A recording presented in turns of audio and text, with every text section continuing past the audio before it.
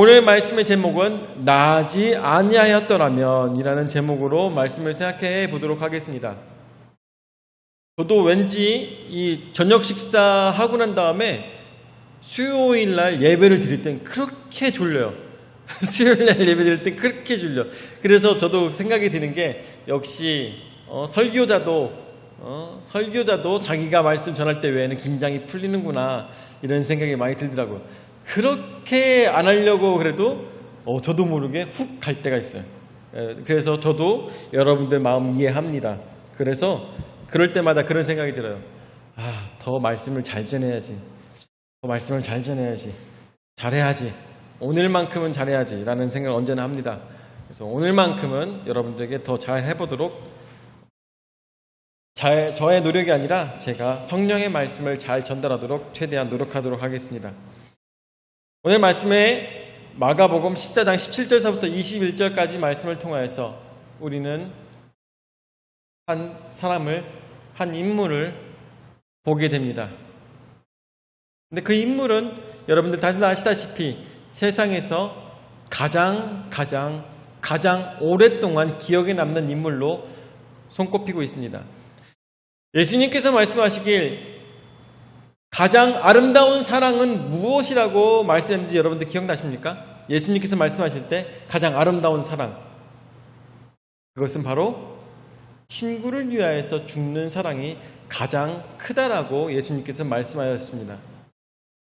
예수님께서는 진정 많은 사람들을 사랑하셨고 그 사랑을 진짜 우리에게 보여주시기 위해서 우리를 뭐라고 부르셨습니까? 친구라고 부르셨고 그리고 그 친구를 위하여서 자신의 목숨을 버리신 것을 우리는 성경 말씀을 통해서 너무나도 잘 알고 있는 것입니다.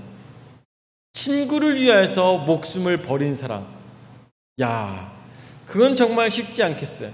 성경에서 말씀해 보면은 어떻게? 보증도 쓰지 말라고 했습니다. 보증도 쓰지 말라고 했어요. 그런데 어떻게? 생명은 친구를 위하여서 줄 수 있다라고 가장 큰 사랑이다라고 이야기하고 계십니다. 저는 생각합니다. 보증이라는 것은 도대체 왜 금지했을까라는 걸 생각해 보면은 아마 그것은 그 친구가 보증을 들지 않는다 할지라도 그 친구의 목숨에는 지장이 없기 때문이에요. 그 친구가 쫓아와가지고 내 보증 좀 들어줘라는 것은 사실 그 친구가 뭔가 어떤 일에 대해서 욕심을 부렸기 때문인 것이죠. 내 돈이 아니라 남의 돈을 갖다 쓰는 욕심을 부렸기 때문인 것이에요. 하나님 보시기에는 그것이 꼭 너에게 필요하지 않다고 보셨을지도 모릅니다. 그렇기 때문에 솔로몬을 통하여서 우리에게 말씀하시기를 친구를 위하여서 보증은 쓰지 말라라고 말씀하시는 것과 마찬가지였어요. 근데 예수님은 뭐라고 말씀하십니까? 친구를 위해서 목숨을 버리는 것이 가장 아름다운 사랑이라고 말씀하시는 것입니다. 친구를 위해서 목숨을 버리는 것은 왜 목숨을 버리는 것일까요? 그 친구를 살리기 위해서 목숨을 버리는 것입니다. 그것이 바로 예수님께서 우리에게 보여주신 진정한 사랑이었던 것입니다. 그런데 이것을 거꾸로 생각해 본다면, 반대로 생각한다면 가장 추악한 죄는 무엇일까요? 가장 커다란 사랑은 친구를 위하여서 죽는다고 했다면 가장 추악한 죄는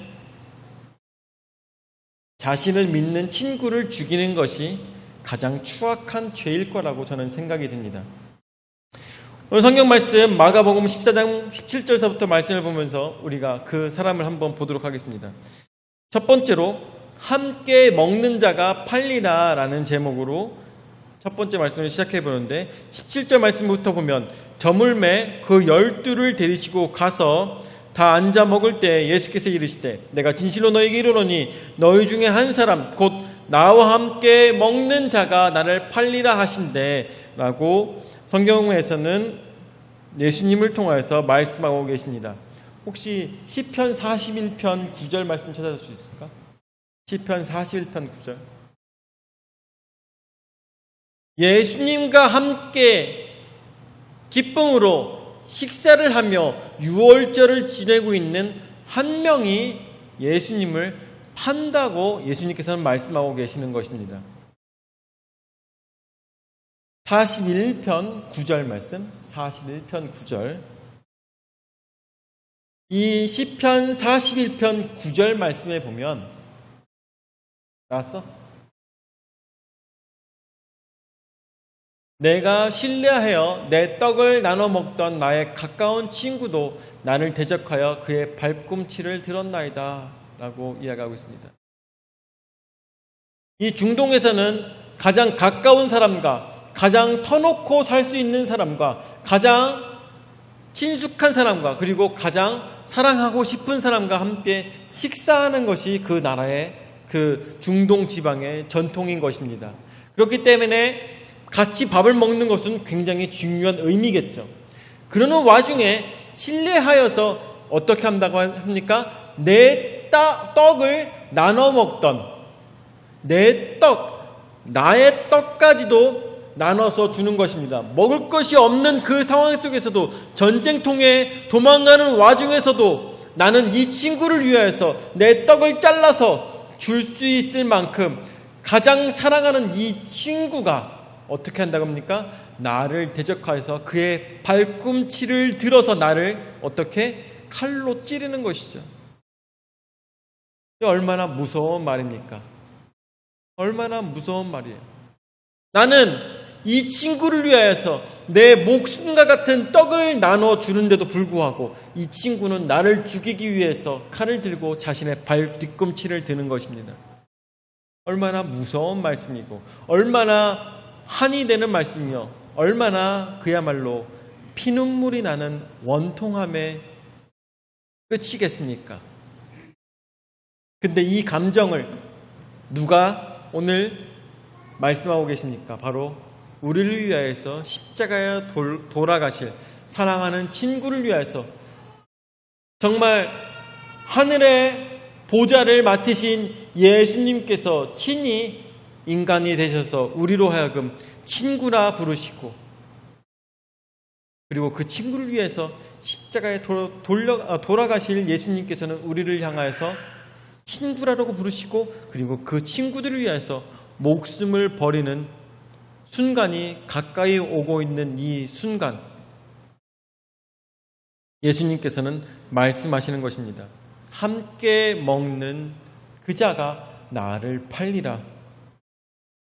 우리 풍성한 침례교회에 모여서 함께 우리는 먹고 마시고 즐거운 시간들을 함께 보냅니다. 어느 한 명 뒤처지지 않으며 어느 한 명 더 앞서지 아니하며 서로가 사랑하며 서로가 진정 필요할 때 서로가 진정 힘이 부족할 때 그럴 때 우리가 함께 도우며 함께 웃어주며 함께 울어주는 것이 우리 공동체라는 것이죠.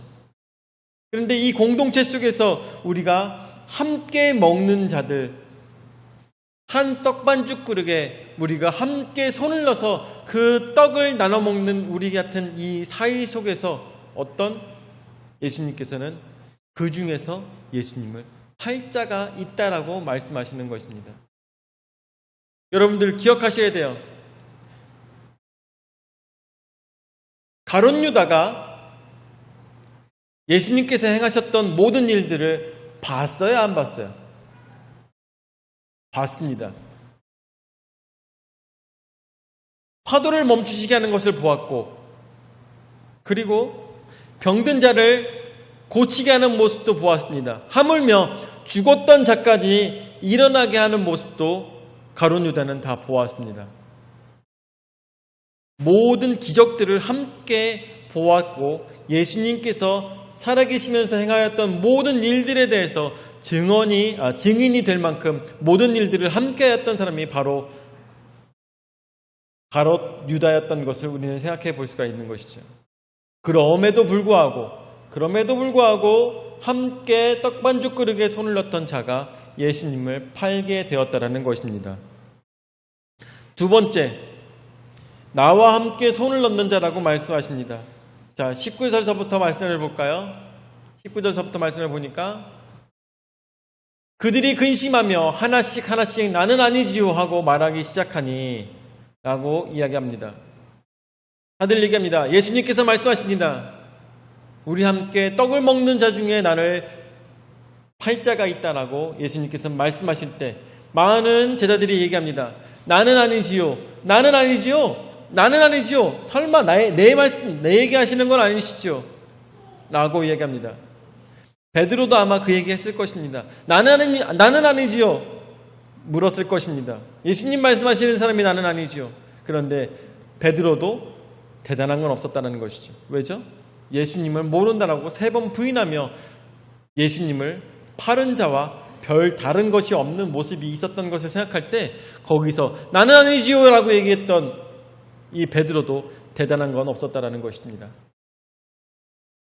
우리 교회에 나의 신앙생활 속에서 나도 아마 이렇게 얘기할 것입니다. 예수님을 배반한 자, 예수님을 버린 자, 예수님을 등진 자 중에 예수님 저는 아니지요.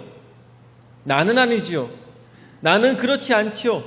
라고 이야기하는 사람이 있을 수도 있습니다. 예수님 저는 그렇지 않습니다. 저는 믿음대로 살아갈 것입니다. 저는 절대 세상의 윤리에 세상의 인과 율에 나의 삶을 팔지 않을 것이며 예수님을 팔지 않을 것입니다. 절대 세상에 굴복하지 않고 저는 믿음 지키며 예수님의 사람으로 살아갈 것입니다. 나는 아니지요 라고 얘기하고 있지만 어느 순간 세상에 물들어서 나 자신을 팔고 예수님을 팔며 잠깐만 고개 숙이면 되는데 뭐 잠깐이면 팔자 피는데 뭐 라고 하면서 나 자신의 양심을 파는 사람들도 있다라고 생각했을 때 얼마나 이 일은 가룟 유다의 일이 아니라 바로 우리의 일이라는 것을 우리는 생각해야 될 것입니다. 20절 말씀 볼까요? 그들에게 이르시되 12 중에 하나 곧 나와 함께 그릇에 손을 넣는 자니라 라고 말씀하십니다. 여러분들 우리가 예수님의 제자로서 예수님과 함께 동행하며 예수님의 말씀대로 살기 위해 노력하고 있지만 예수님과 함께 그릇에 손을 넣지 않은 자가 누가 있겠습니까? 예수님과 함께 그릇에 손을 넣지 않은 자가 누가 있겠습니까? 예수님께서는 이 자리에서 말씀하시는 이 순간 누구에게 말씀하시는 것이겠습니까? 저는 생각했을 때 가룟 유다만 특정해서 말씀하시는 것이 아니라 나를 믿고 나와 함께 먹었고 나와 함께 동행하였던 너희 모두에게 하시는 말씀이나 마찬가지라는 생각이 듭니다. 특별히 가룟 유다였지만 근데 참 이런 생각이 들어요. 가룟 유다가 그릇에다가 손을 넣으면서 내게 하시는구나라는 것을 알았을까요? 몰랐을까요? 알았을까요? 몰랐을까요? 알았을까요? 몰랐을까요? 종민아, 가룟 유다가 자기에게 하는지 알았을까? 몰랐을까? 몰랐어. 지혜야, 네가 생각할 때는 알았을까? 몰랐을까? 알았을까? 지민아, 네가 생각할 때 알았을까? 몰랐을까? 아는데 모르는 척. 그쵸? 다 맞는 얘기야. 다 맞는 얘기야. 몰랐을 수도 있고, 만약에 그 얘기를 들었을 때, 만약에 제대로 알았다면, 그 말대로 제대로 알았다면 예수님 제가 죄송합니다 하면서 엎드렸을 것입니다. 그렇지만 알았다면 예수님께서 말씀하실 때 너 행할 거를 해라 라고 말씀하실 때 달려나갔던 가룟 유다를 생각했을 때 진짜 알고 그 짓을 했다면 진짜 나쁜 놈이죠. 생각했을 때 진짜 나쁜 놈이에요. 알아도 모르는 척. 맞아요. 알아도 모르는 척 자신이 행할 길을 하였다는 것입니다. 예수님을 배반하였다는 일. 마치 우리와 같다는 것이죠. 성경 말씀은 우리로 하여금 죄로 멀어지게 하기 위해서 하지 말라 그리고 너희는 사람들을 사랑하며 살아가라고 예수님께서는 그동안 제자들을 데리시고 말씀하여 주셨던 것처럼 오랜 시간 제자들과 함께 하시면서 하나님의 사랑을 가르치셨던 것처럼 우리의 인생을 통하여서 양심을 갖게 하시고 하나님의 성경 말씀을 통하여서 우리로 하여금 이렇게 살아라 말씀하고 계셨습니다. 우리는 같이 떡반죽 그릇에 손을 넣으면서 어떻게 행해야 되는지 아는 사람들인 것이죠. 어떤 게 예수님의 마음을 슬프게 하는 것인지, 어떤 게 하나님의 마음을 슬프게 하는 것인지, 나의 행동이 잘못된 것인지 잘하는 것인지 우리는 어때요? 너무나도 잘 알고 있는 사람들이라는 것입니다. 그럼에도 불구하고 모르는 척하고 있는 것이죠. 그럼에도 불구하고 모르고 있는 것이기도 하고, 그럼에도 불구하고 알면서 그 짓을 행하는 것이기도 하고, 이 모든 것들을 따졌을 때 가룟 유다의 그 선택은 우리 신앙인들의 선택과 별 다르지 않다라는 생각이 저는 말씀을 준비하면서 생각이 들더라고요. 알면서 저지르는 죄나 모르면서 저지르는 죄나 알면서도 모르는 척하는 죄나 다 뭐라고 말씀하시는 걸까요? 세 번째로 차라리 나지 아니하였더라면 이라고 말씀하시는 예수님의 말씀. 21절 말씀에 보니까 인자는 자기에 대하여 기록된 대로 가거니와 인자를 파는 그 사람에게는 화가 있으리로다. 그 사람은 차라리 나지 아니하였더라면 자기에게 좋을 뻔하였느니라 하시니라. 아멘. 그렇습니다. 예수님께서는 이 평생을 살아가시면서 많은 사람들에게 죄로 인하여서 죽을 수밖에 없는 죄인들조차도 예수님께서는 살아가시면서 정말 이 말씀은 한 번도 하신 적이 없었습니다. 저 사람은 오히려 태어나지 않았으면 좋을 뻔하였다라고 말씀하신 적이 한 번도 없습니다. 절름발이로 아니면은 나면서부터 일어나지 못했던 안진뱅이조차도 예수님께서는 저 사람은 오히려 태어나지 않았으면 좋을 뻔하였다고 말씀하신 적이 단 한 번도 없었습니다. 그런데 누구에게 말씀하십니까?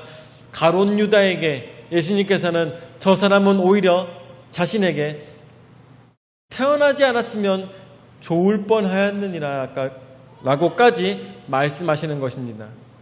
그렇다면 태어나지 않았으면 오히려 자신에게 좋을 뻔하였다고 얘기하는 사람은 어떤 죄를 저질렀다고요? 어떤 죄? 친구를 판 죄, 친구를 죽인 죄를 그는 갖고 있다라는 것입니다. 여러분들, 오늘 말씀을 보니까 예수님께서 보시는 차라리 나지 아니하였으면 좋을 뻔하였다는 사람은 어떤 사람이라고요?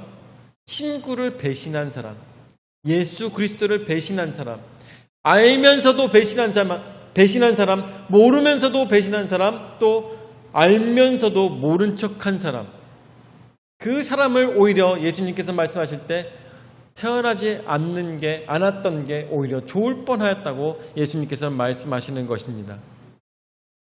그렇다면 이 모든 말씀이 나에게 하시는 말씀이라면, 가룟 유다를 통해서 우리에게 하시는 말씀이 나를 향하여서 예수님과 함께 떡반죽 그릇에 손을 넣는, 함께 떡을 떼어 먹는 나를 향하여서 하시는 말씀이라면 여러분들 어떻게 해야 될까요?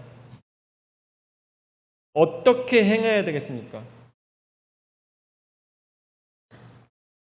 내가 가룟 유다였다면 거기서는 어떻게 했어야 될까요? 해서나 여기서 가룟 유다는 어떻게 했어야 됐을까?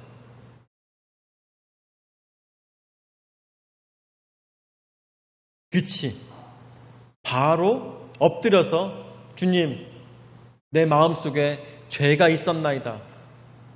주여 나를 용서하여 주시옵소서. 나를 용서하여 주시옵소서. 나는 죄인이라. 나와 함께 가실 수 없습니다. 나와 함께 하실 수 없습니다. 나는 죄인 중에 괴수입니다 하면서 그 자리에 엎드렸다면 아마 예수님께서는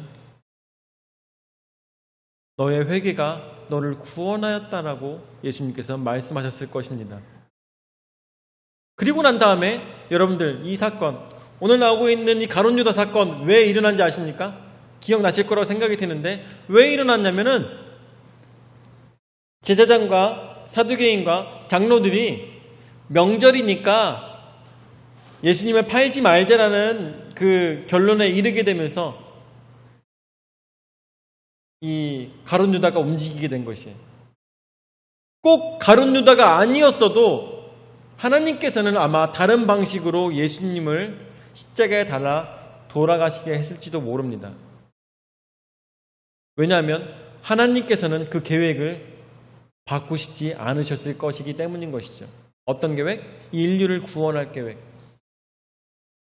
그렇지만 너무나도 안타깝게도 21절 말씀에 나오는 것처럼 인자는 자기에 대하여 기록된 대로 가거니와 인자는 자기에 대하여 기록된 대로 나무에 달려 죽게 되고 십자가에 달려 죽게 됨으로 인해서 많은 영혼들을 살리게 될 것에 대해서는 기록된 대로 가거니와 이 말씀을 우리는 기억해야 되며 인자를 파는 그 사람에게는 화가 있으리로다.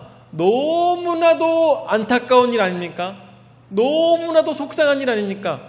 왜냐하면 예수님은 어떻게든 무슨 방식으로든 반드시 하나님께서 이 일을 기록된 대로 이루셨을 것입니다. 그렇지만 왜 하필 유다가, 왜 하필 나의 사랑하는 제자가, 유다가, 왜 네가 그 사람에게는 화가 있다는 것입니다. 꼭 그 사람이 아니었어도 되는데, 꼭 내가 예수님을 배반하지 않았어도 됐는데 하필 내가 죄에 묶여서 이 일을 행하게 된다는 것이죠. 화가 있다는 것입니다. 아무리 하나님께서 이 가룟 유다를 사용하셔서 인류의 구원의 계획을 이루시긴 하였지만 그렇다고 하여서 이 사람의 일이 정당화되지는 못한다는 것이죠.